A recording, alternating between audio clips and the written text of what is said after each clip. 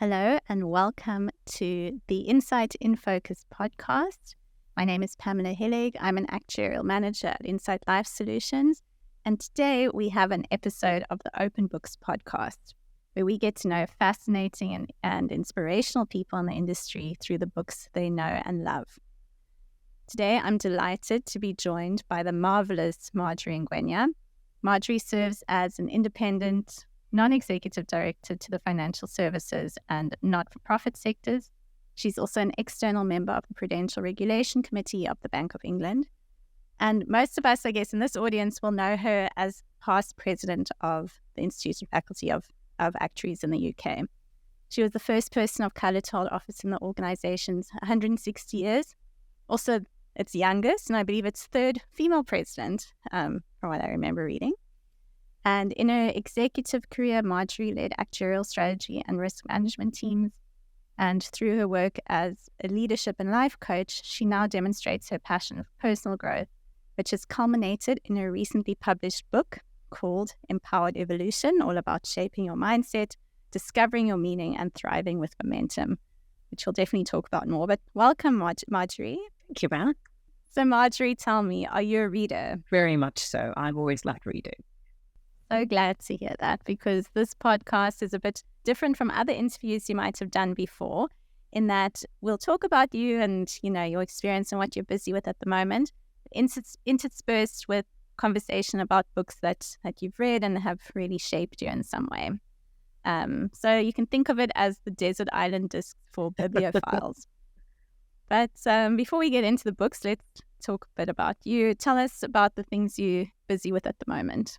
So I'm currently doing a bit of a portfolio career. I do some freelance consulting. I have some non-executive director roles and board advisory positions, as well as running a coaching practice and doing some writing. And in between that, you have time to read? Reading a fair amount because I travel quite a bit. I tend to read on the go. And when I'm home as well, I like to get some downtime. So yeah, before we get into the first book, let's talk a bit about your reading habits, which I'm always curious to hear more about. So you say you've always loved reading. Do you remember when you started reading and how that love came about? I was an early reader. I think I was about 4, and I was trying to keep up with my older sister. I was fascinated by books and ended up memorizing my first one. Now, to be fair, it was a very straightforward book. And as a junior school student, I had a library book allowance of 4 books a week. And my parents had to write a letter to the school to increase my allowance to 6 books because I just devoured them. And I loved mystery stories in particular. So Nancy Drew or The Famous 5 were good staples. And do you still like that kind of mystery spy genre, or what genres do you read these days? Every now and again I dig into that genre, but I'm more into personal development books nowadays. Okay. Reading and writing them? Yeah. And can you describe your perfect reading setting?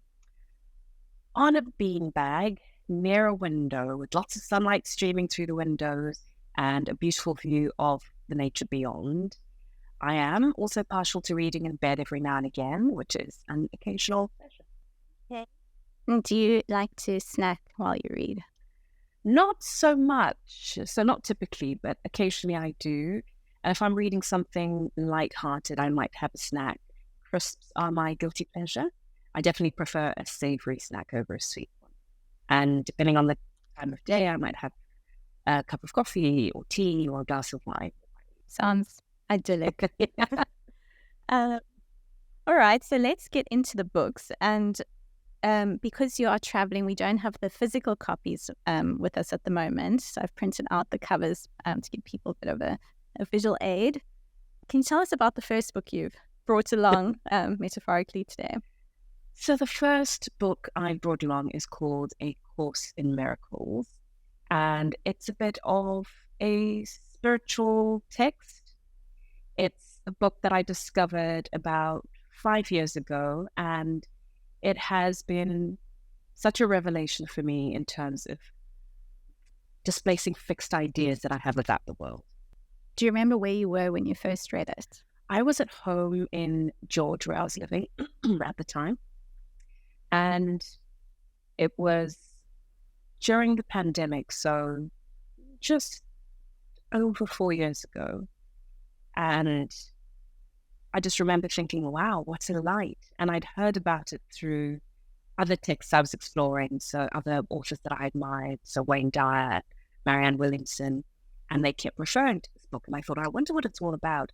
And if it's inspired their writing, I really want to know more about it. So it's A Course in Miracles written by, am I pronouncing it right, Helen Schucman? Yes. So she was actually a scribe for this book. And it's difficult to explain, but let's just say she was inspired to write it. These are not her own words, per se. And what is the key message of the book? So the key message of the book is about how to seek out peace and how to live in a space of love rather than fear. And it's a book that's been very helpful for me in navigating life. It's something that continues to teach me and remind me that we create our own so-called realities, and we place a lot of weight on things that are temporary. And it just encourages us to take a step back from the world and to focus a little bit more on what's going on internally. I can tell some of those themes you explore in your book as well. Yes, indeed, I do. Which okay. And I always ask, if you can read a favorite quote you have from your book. So what's the quote you'd like to read from this one? My favorite quote would be, "What you think you are is a belief to be undone." You are taking a moment you to are your interpret. thoughts. And your beliefs are not fixed, they're not permanent. They're simply a story we tell ourselves, and we can change that story anytime we like. Liberating. Yes, absolutely. I encourage anyone who wants to explore the expansion of their mind and their spirituality to read it. For some people, it's controversial because it's something that they can't seem to put alongside whatever spiritual belief or religious belief they may practice. But I'm of the view that many spiritual beliefs can coexist. So I accept it's not for everyone, but I draw a lot from it. Great. And perhaps if we can talk a bit now about the role that probably, brought you into my realm. Although I think there was a role before that. You were editor of the Actuary magazine. Yes. Am I correct? Yeah, that's right. Yes. So I remember knowing you from then. But you speak in your book about, being elected as president of the Institute and Faculty of Actuaries in the UK, as we said, breaking many records in the process. So can you tell us what it was like being president of the IFA, and how did holding that position serve your life and your career goals? It was both challenging and enjoyable. So in the run-up to being elected president, that position, or holding that position, was so far from my mind. I'd always imagined that this is a role that people would occupy at the end of their careers. Typically, presidents were coming up to retirement, and typically presidents did not look like me. So it was far from my imagination that that would be a role I would occupy at that time in particular. And so I had been on council for a number of years, and I'd been a volunteer for the profession. I was very comfortable in that space, and it was a role that I thought I would like to play eventually. But I had a real sense of imposter syndrome when I was told that I'd been nominated for the position. And I thought to myself, but why? Why would anybody want me to be president? And I had to let go of that idea that I didn't belong there or I wasn't deserving of it, and recognize the fact that my peers had nominated me. They'd seen something, and clearly they felt I was capable. So why did I have such doubt about it? And even going into the election process, I kept thinking, the person I'm up against looks and sounds like the typical president. So, I'm going to give it my best shot, but let's see, because it's an outside chance. And I was successful. And I think it just speaks to various episodes I've had in my life around doubting what I'm capable of doing and doubting where I belong. And imposter syndrome is something that's quite pervasive. I think it affects many, many people, and not all of us talk about it. And the way that I have learned to overcome that is just to think about what are the facts and what is fiction. What am I making up in my head that actually isn't real? And what are the things that I can count on as being true? So others' perspectives and feedback on my ability give me a sense of, yeah, I can do this.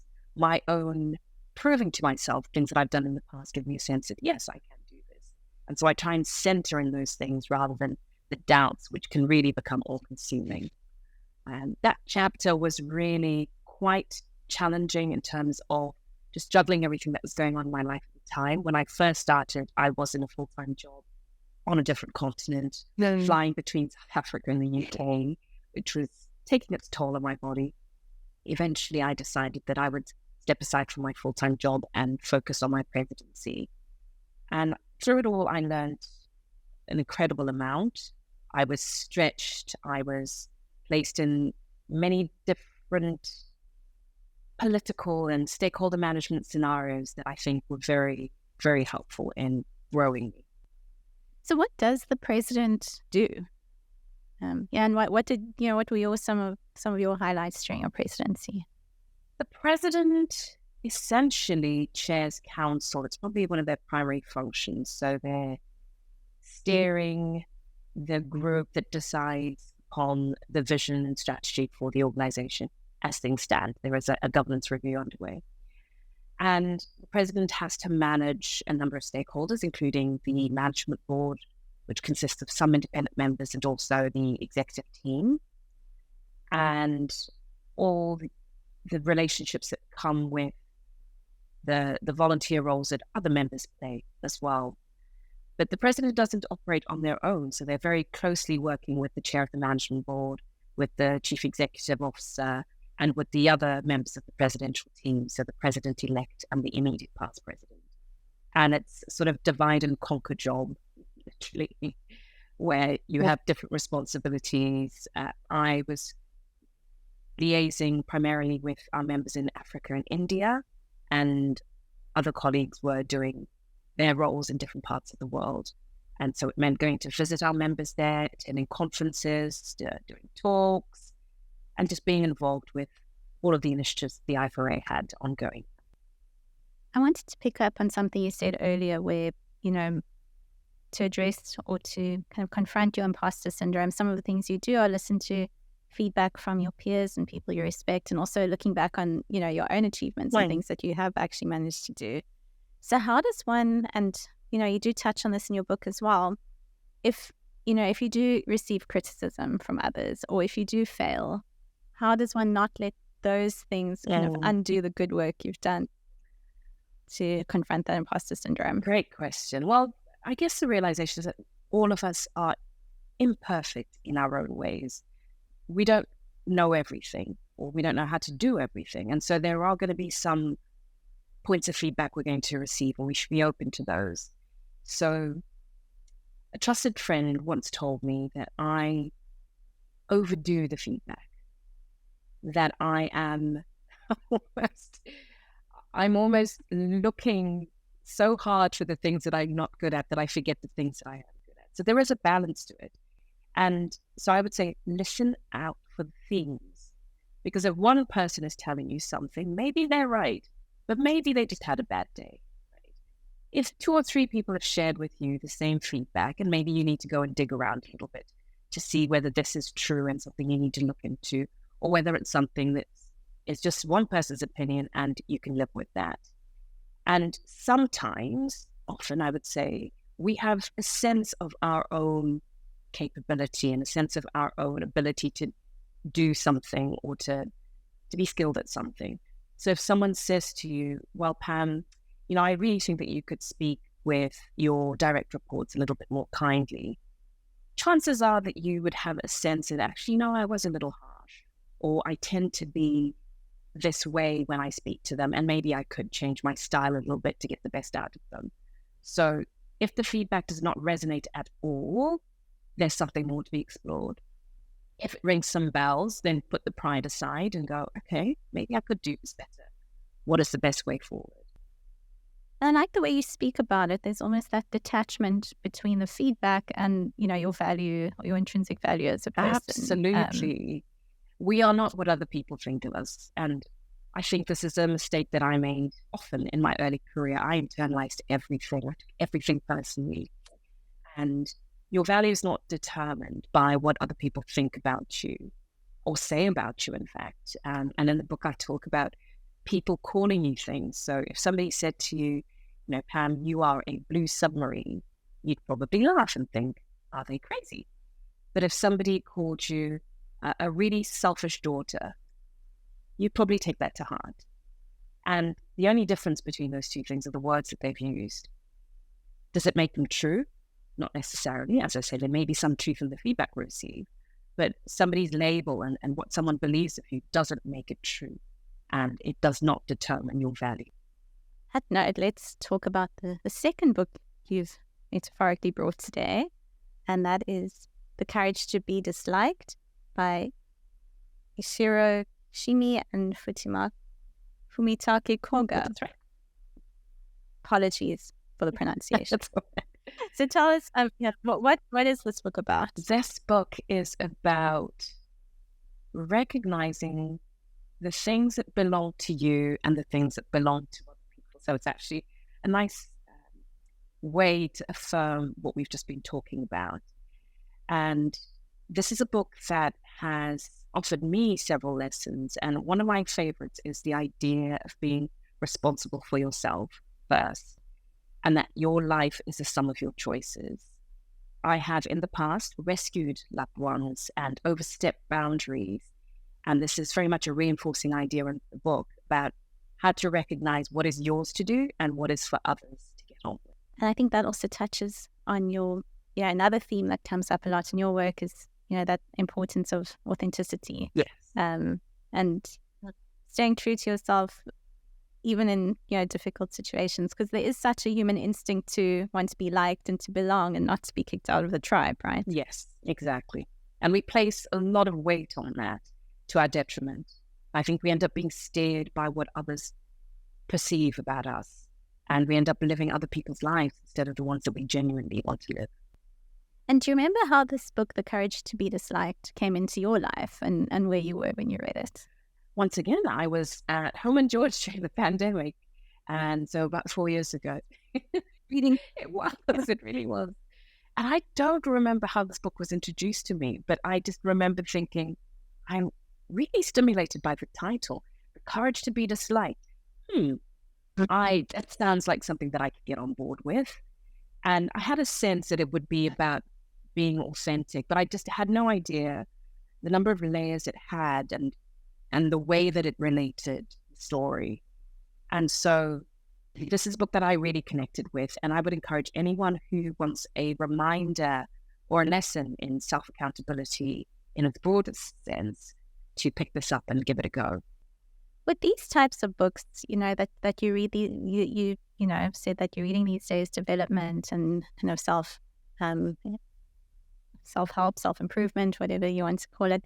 How do you internalize the lessons and remember them and apply them instead of just, kind of reading and enjoying it at the time or appreciating it that kind of goes in one ear out the other? So I find that I have to reread books, and I highlight things that I find really, really pertinent. And then I go back and think, okay, so why did I highlight this? What does it mean in the context of my life? And I particularly like books that have reflective questions at the end of a chapter or an exercise they're asking you to do, just embed the learning. And so I don't think that we can learn everything that a book has to offer in one go. That's just my sense, and that's been my experience. And so going back, sometimes I have a book on repeat because I listen to a lot of audiobooks. Sometimes I just have them on repeat. And each time I listen to it, I learn something different, or I think about it from a different angle, or something recent has happened where I can really connect the content with that instance and think, okay, could have done better there, or that's what was going on. And it just reveals a whole new aspect of understanding. I find it kind of speaks to that saying, I think it's attributed to Confucius, where he says, I hear, I forget, I see, I remember, I do, and I understand. Oh, And when I was reading your book, there were so many things that I'm kind of working on at the moment that I could apply, your teachings to, which I feel made the concepts cement a bit better. And, you also had the worksheets or the questionnaires at the end of each chapter to make it even more practical and true to my own experience. So, yes. yeah, so I agree with that. Can you read us a quote from this book that you enjoy? Yes. A healthy feeling of inferiority is not something that comes from comparing oneself to others. It comes from one's comparison with one's ideal self. So again, speaking to the idea that your idea of your shortcomings or your worth should not be about, oh, Marjorie is this relative to Pam. It should be Marjorie is this relative to Marjorie's version of her ideal self. And how does she strive to become that person? What are the lessons she needs to learn? What is the growth that she needs to undertake? And I really love that. It just takes away all the outside noise and says, focus on where you feel you need work and where you need growth, and compare yourself to that rather than getting lost in what others have or what others do, which really has nothing to do. So you've worked all over the world. Can you tell me a bit about the various places you've ended up in and how? And then perhaps segueing into how you went from a more traditional actuarial executive career to a portfolio approach. Sure.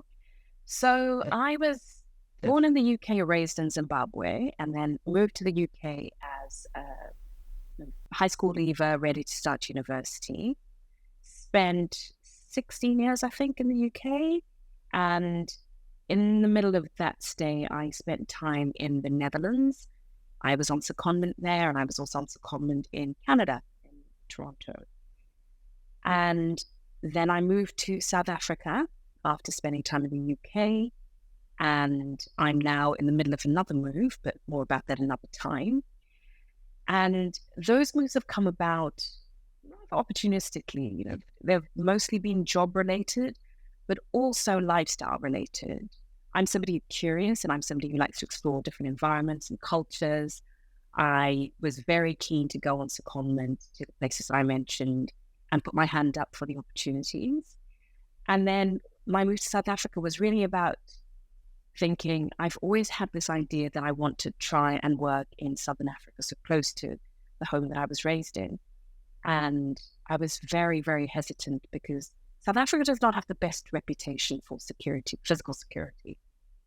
And I was always anxious. Nice way of putting it. And you can get caught up in the hype because it really is hyped up. And, even as somebody who'd visited the country often, I still had a nervousness about relocating there. And I had to get beyond that and see all the other benefits that the country can offer, and great career, great weather, great lifestyle, wonderful people, beautiful nature, and all those things in the end outweighed this hesitation and fear that I had.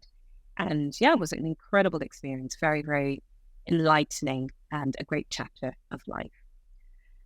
Then coming to the transition from my executive career to this more portfolio approach, it was sort of accidental, really, in the sense that it was sparked by my transition into the presidency of the IFOA. And if not for that, I probably would have put it off for much longer. Now, let me rewind a little bit and share that early on in my career, I had this sense of disconnect, that I was not doing what I really wanted to do. I was doing what I felt I had to do. And I stepped into the actuarial profession, not really understanding what it was, but I'd grown up in a home where my parents had insisted that we follow a profession. And I didn't want to become a doctor because my sister was becoming one. Most of my friends were becoming accountants, and that just sounded boring, which is ironic for an actuary. And I had no idea what the actuarial profession was about, but I knew that it was apparently very difficult to pass the exams. And that for me was hugely stimulating. I thought, well, apparently there were 5 qualified actuaries in Zimbabwe at that time. And I thought, if they can do it, so can I. Off I go. But when I was in the job and doing the exams, I kept thinking, this is really not me. And why am I here? But I couldn't let go of that sense of duty. I'd started something and I needed to continue it. And I had ingrained in me this idea that being part of a profession was the height of professional liberation and success. And so I just kept going. And this is not to say that it was a bad road to go down. It's just to acknowledge that I felt the sense of disconnect early on. And so when I had the opportunity to do something different, it was incredible. It was liberating. It was a response to this call that I'd been ignoring for so long. And I said to myself, well, worst case, you're just taking a break for now. You're attending to the presidency. You'll find projects to keep you entertained and keep you paid, and you'll figure it out afterwards. And it's actually just turned into a way of life now that I enjoy the variety of things that I'm busy with.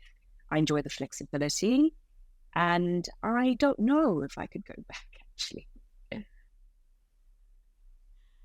I think what you've said has probably resonated with so many actuaries who may be listening to this, step for step, that challenge of doing something that everyone says is the hardest thing in the world, and then being in it and realizing that you don't enjoy it, but you have to carry on, you have to finish it.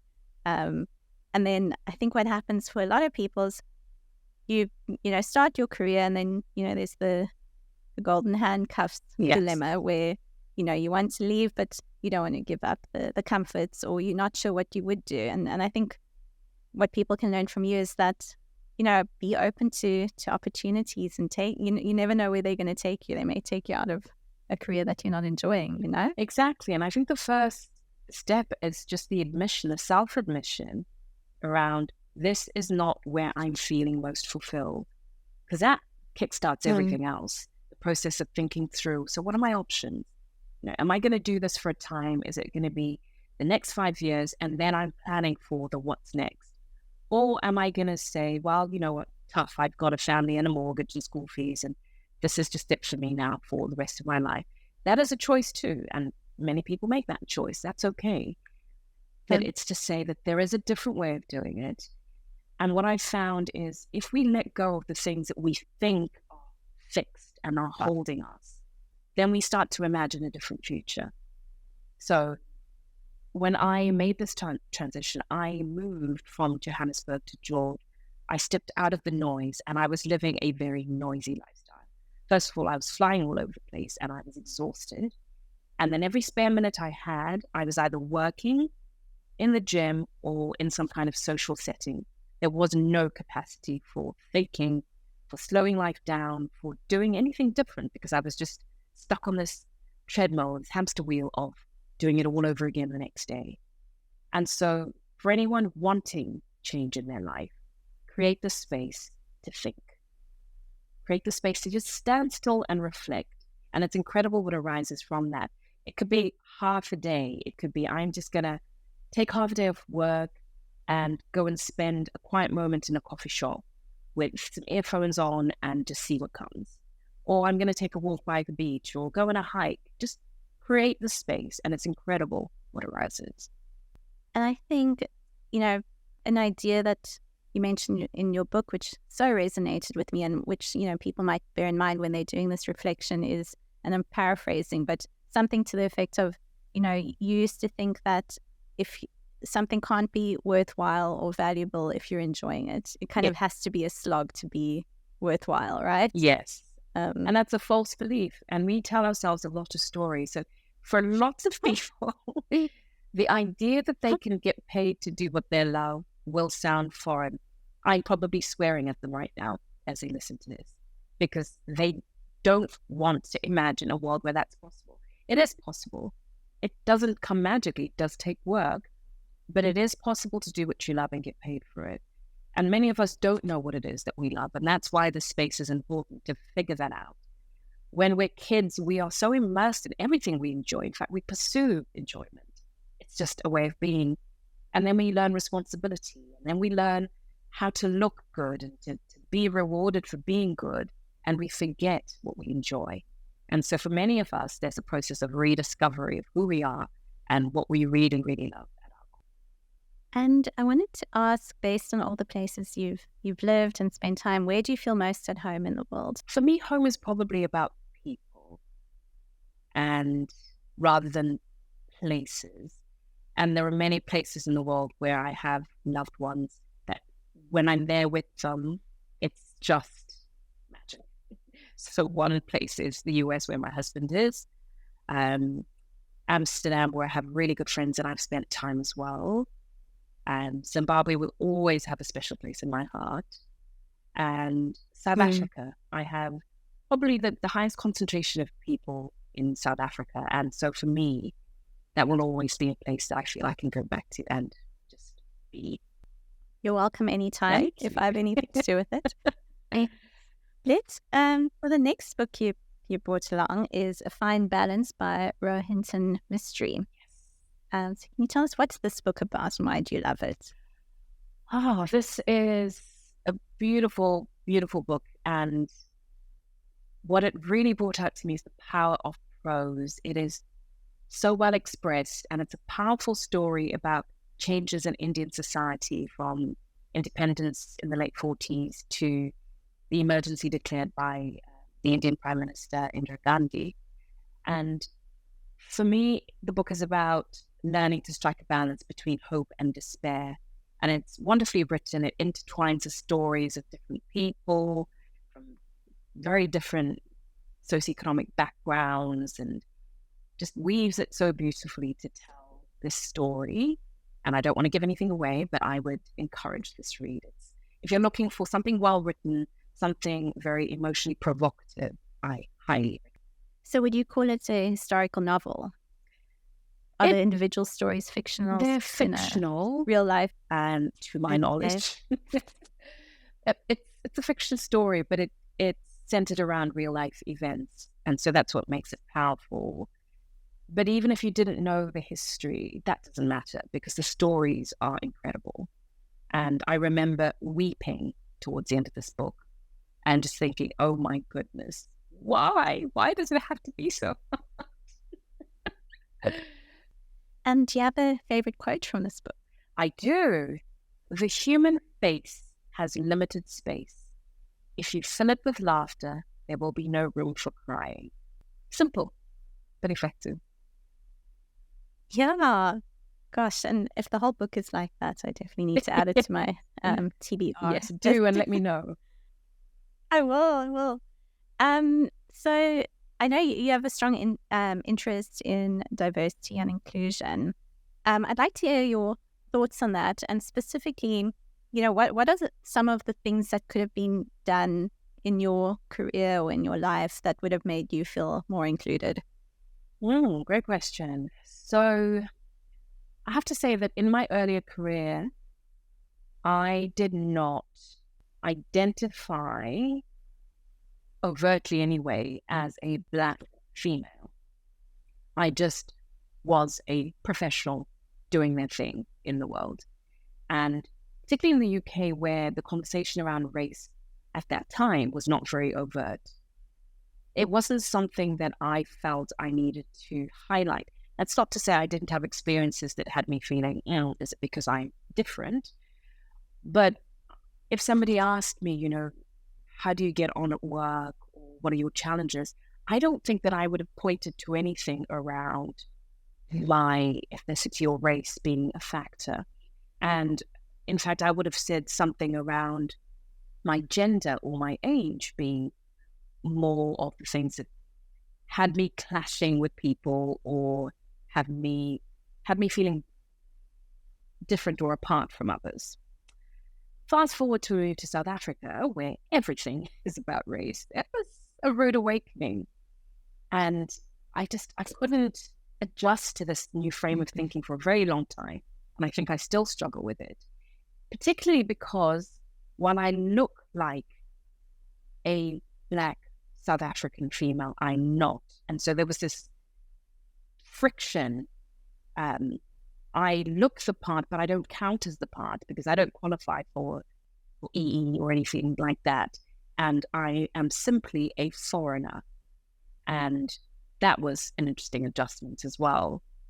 What could have been different in my career? I think I would have welcomed more open conversations about difference earlier on in my career. I would have welcomed the spotlight on difference being positive, and certainly cognitive difference being a huge benefit for any organization to enjoy diverse thoughts in decision-making and in innovation. And these are now conversations that I very much embrace and enjoy.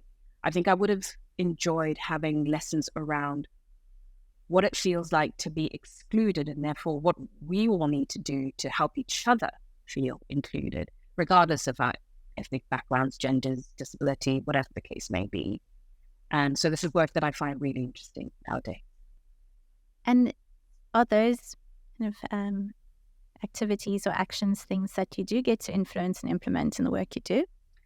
Yes, they are. Some of them indirectly, so just by practicing what I believe, but also some of them more directly. So I get involved in conversations in organizations about culture and about initiatives that seek to level the playing field and speak specifically to how you can create diversity. So you can have all kinds of targets about how many people you're going to get through the door and how representative your workforce is going to be.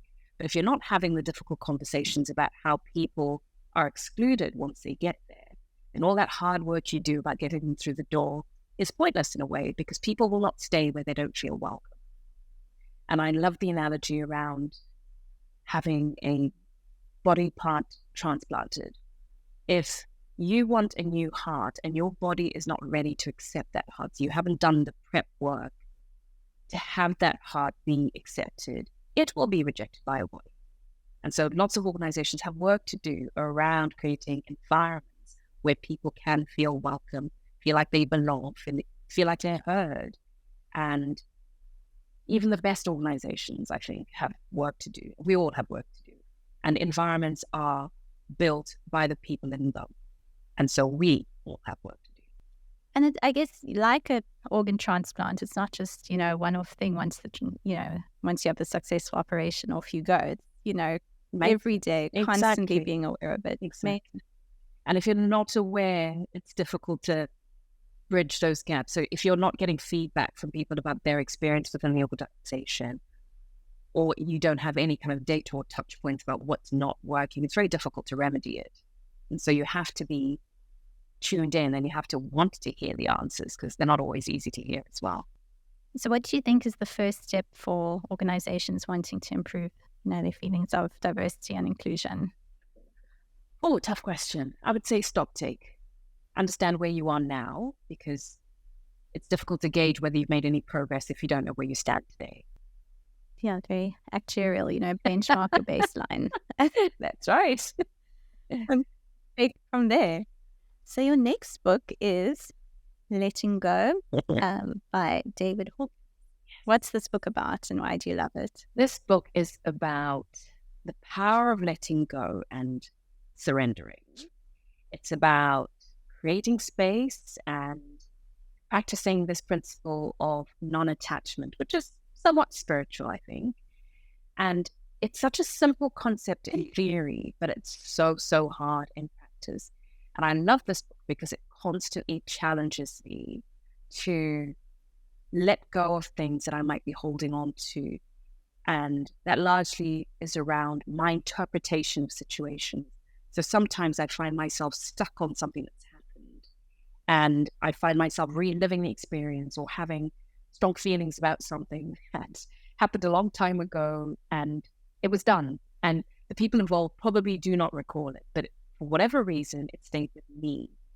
And then I have to challenge myself, but why am I still carrying it around?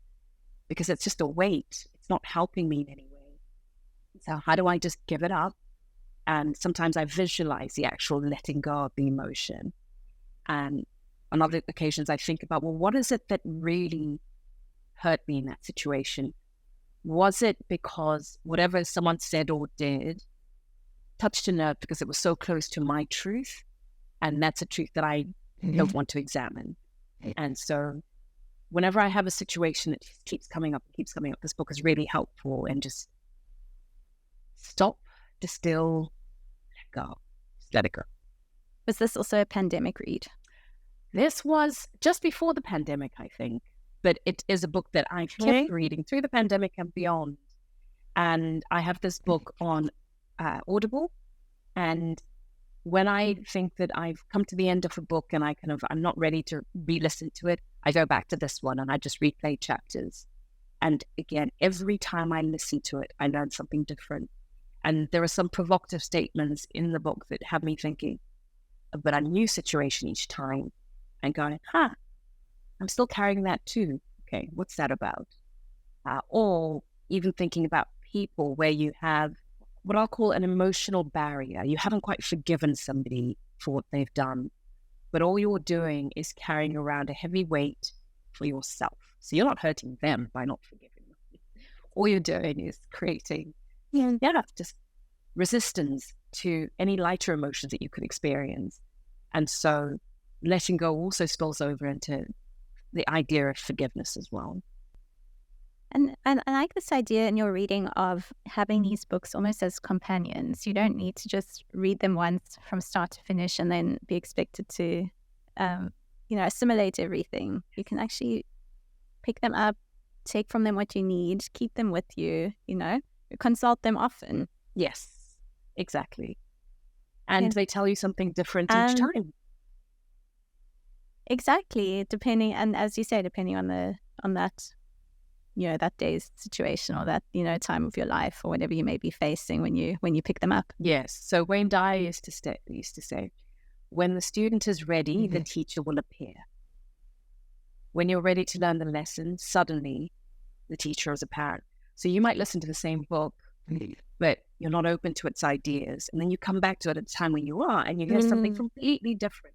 And you're able to apply it in such a real way. And that has been very true for me. Sorry to bring things back to the actuarial world, but that reminds me of, when I was struggling with certain exams, the time I passed them was when I was ready to accept the information or the material that subject was trying to teach me. So it comes in various guises. Yes, absolutely. Can you read your favorite quote from this book? Yeah. Everything can be taken from a man or a woman, but one thing, the last of the human freedoms, to choose one's attitude in any given set of circumstances, to choose one's own way. So again, the power of choice. Everything can be taken from you. You could be jailed, you could be falsely accused, you could be bereft, you could be without a job, but you always have the power to choose. Are you familiar with the work of Viktor Frankl? Yes, I am. And it very much is along the same lines. Yeah. You have the power to choose how you react to something always. Hey? And he's a remarkable man. I don't know that I could have been as hardy as he was in those circumstances. Gosh. Oh, yeah. But, we do what we can. And I know that you're very passionate about mentoring, volunteering, coaching. Is this something you've always felt? And how would you advise, maybe people in more traditional professions or actuaries to kind of pursue those interests and get involved? It is something that I've always been involved in. And in particular, once I qualified as an actuary, I just felt the need to give back in a teaching sort of way. And I volunteered to teach in a number of different places. I went to Armenia, I went to Kenya, Nigeria, Zimbabwe. And I'd realized that outside of the UK, it's quite difficult to make progress with the actuarial exams when you don't have the likes of active, when you don't have the employer who's willing to fund your attempts more than once or even at all. And the support structures are very limited. So I was keen to be in places where people didn't have those advantages. I know in other parts of the world that are similar to the UK's model, including South Africa, the US, Canada, etc., it's very different. There is more support there. And so I found such a sense of fulfillment from being able to share what I knew, which helped somebody else. And the lesson that I took away from all of this is that all of us have something to teach. All of us are role models to somebody. whether we're role models to a university student, to our children, nieces and nephews, to our colleagues, our peers, in some way, the things that you do or say are impacting somebody else. And so people who don't have the time to do it formally can just recognize that every day that they're showing up somewhere, they are doing it anyway. And people who want to do it more formally can create the time and make themselves available. You don't have to go and advertise your services. You could, in the workplace, find somebody and say to them, I'd like to establish a mentoring relationship. Would you be willing? And you can have a two-way mentoring relationship, actually, and learn from the other person as well. I do know that within the profession, there are a number of opportunities to put your hand up and sign up to formal streams. I know the Actuarial Academy of East Africa has a program. I believe the I4A and its foundation have a program. I don't know whether ASA does, but there are definitely ways for people to say, I'd like to give back in this way, and how do I get involved? And I think getting involved opens up a whole new network, opportunities that you might not have thought of before, these unintended benefits that, just make it worthwhile. For sure. Even if it means stepping out of your comfort zone. Exactly. Okay. So the last book, I feel is a bit of a departure from the other ones we've spoken about. And it's Dune by Frank Herbert. Can you tell us what this book is about and why you love it? So I think in the last probably 5 or 10 years, my reading has been concentrated around personal development books. Before that, though, I was very much a fiction reader. And so this book I read more than 20 years ago at home in London. And it just really awakened something in me about the power of imagination for a start, but also the idea of relying on your own judgment and overcoming fear. And the idea that fear is in your mind and it can be conquered just stayed with me. Now, the story is powerful itself, but I think that if you're wanting to challenge your thought processes and if you're looking for growth, so it does have a personal development aspect to it as well, then this story is incredible. What is the story? Is it a sci-fi? It is sci-fi. Story? It is sci-fi. It's your usual kind of hero's tale, survival story. But you have to use your imagination because it's set in a context that is not the bricks and mortar and streets and trees and things that we know and understand. And so you have to build a picture in your mind about what's happening and what these people look like and the gear that they use to survive and, the interactions they're having. It's wonderful for the imagination. It's hard to describe. Can you read us a favorite quote from that book?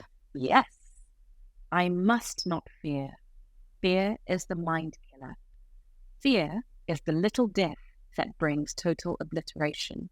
I will face my fear. I love that. Fear is the mind killer. Just so profound. And definitely a lesson in my life. And it's kind of psychologically true as well, because when you have anxiety or fear, it kind of shuts down your executive function. It does. So you can't think, you can't reason. And fear shuts down your opportunity set.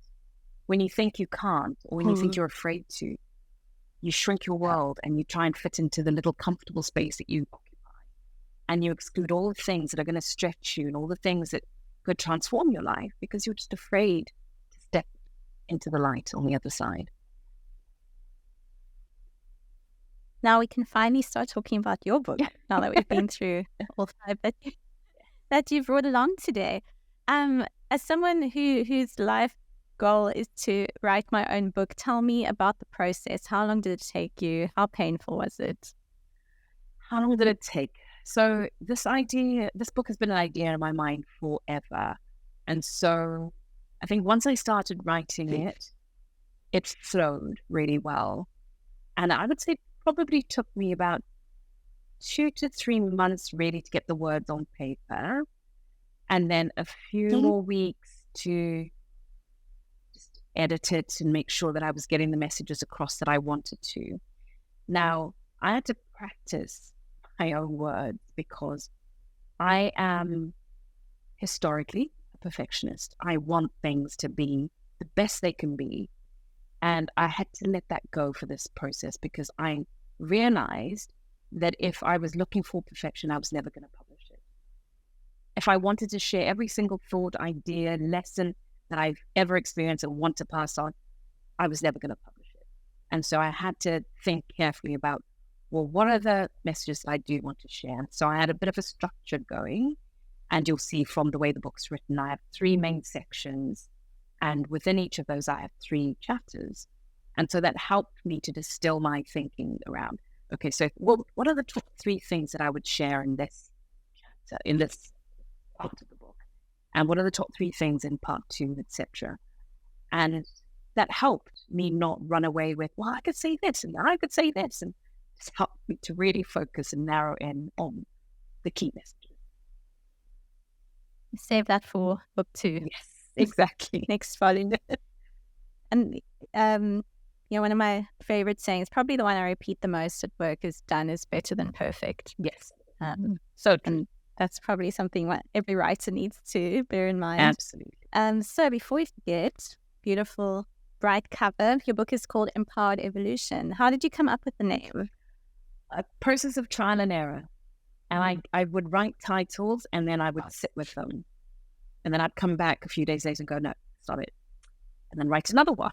And then think, nah, not really it. And it just was an iterative process. It took me a few days to finally settle on, okay, yeah, that sounds like the book I want to write. And the title actually came after the content was written. So the tagline I was clear about because that's essentially explaining all the content.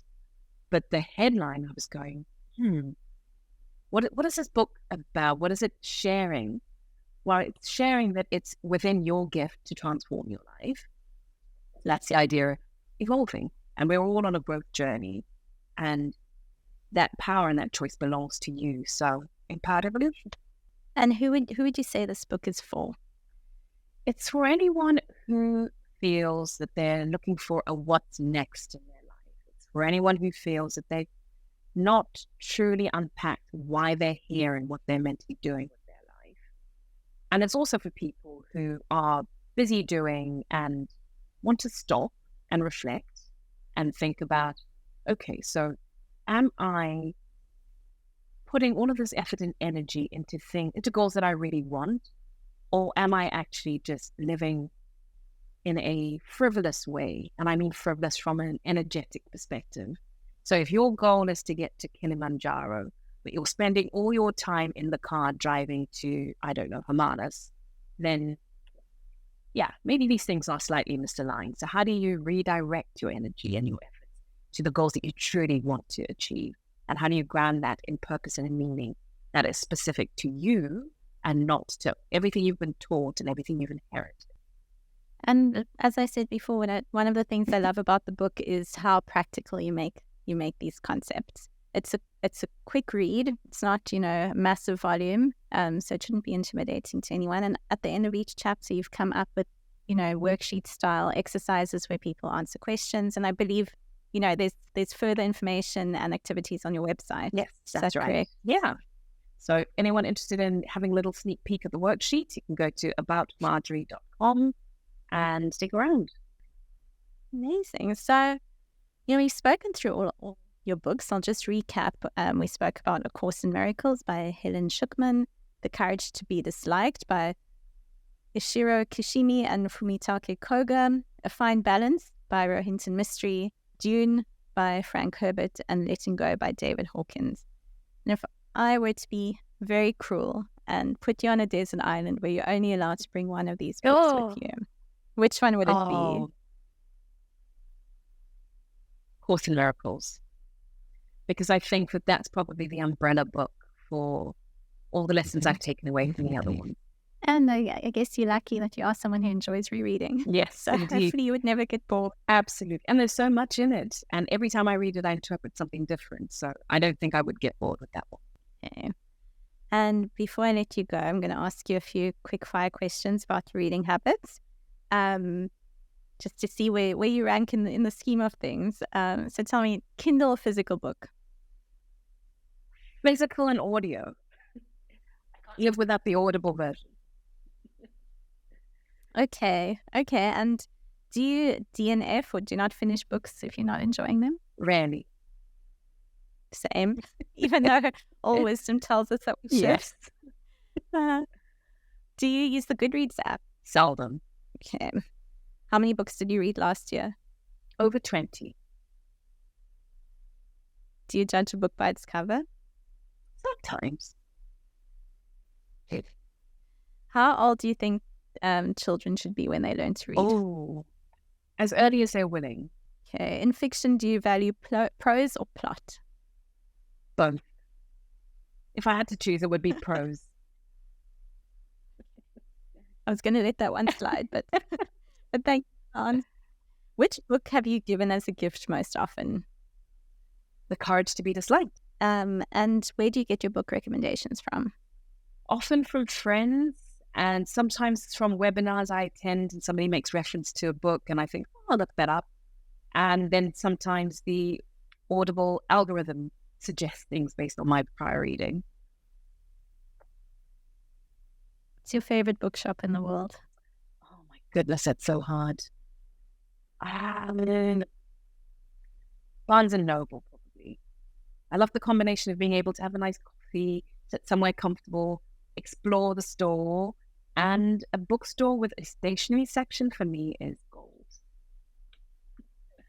Oh, I love all the little gifts and Yes. that's good that you can buy. Is there a specific Barnes and Noble branch that you love? There is one in an obscure place of the US called Deptford that I go to a fair amount in New Jersey. And last week, what are you currently reading? I am reading The Ultimate Jim Rohn Library. And he is somebody I'd not come across before. This was an Audible recommendation. And it's so fascinating because every now and again I pause the book and I go, oh my goodness, that's what I said in my book. And it's incredible because he's different generation, different way of speaking, different background, similar ideas. And I'm loving it. And I love that attitude because I think a lot of aspiring writers think, oh, I can't write that. Someone else has already written it. But, there's no new story under the sun. Exactly. But what you bring to the story is new. Yeah, and I don't know that there is, well, probably get vilified for saying this, but I don't know how much new knowledge there truly is. We're just connecting dots differently and we're relaying information in ways that we understand so that others may understand. So the story that I tell, and again, this was a point of imposter syndrome that I had to overcome because I kept asking myself, who wants to hear from me? And who needs another coaching book? There's so many. But nobody can tell your story the way you can. And so to anyone who's thinking about writing or podcasting or blogging, nobody can say it quite like you do. And so there is value in that. And it's not about the followers or the likes or the whatever. It's about the internal desire to put your message out there. And that's what counts. And how it's received, actually, you can't control. So leave it to fate. On that note, where can people find you if they want to follow you, buy your book, learn more about your work? You can find me on LinkedIn, Marjorie Ngwenya Coaching. You can find me on Instagram at Coach Marge, on my website, aboutmarjorie.com. And you can search Empowered Evolution on Amazon to get the book. I would really love your reviews and your feedback. Even if all you do is leave me a number of stars to indicate that you've read the book and your level of enjoyment, I would really appreciate it. And we really appreciate you, Marjorie. Thank you so much for coming on the podcast. Thank you so much, Pam.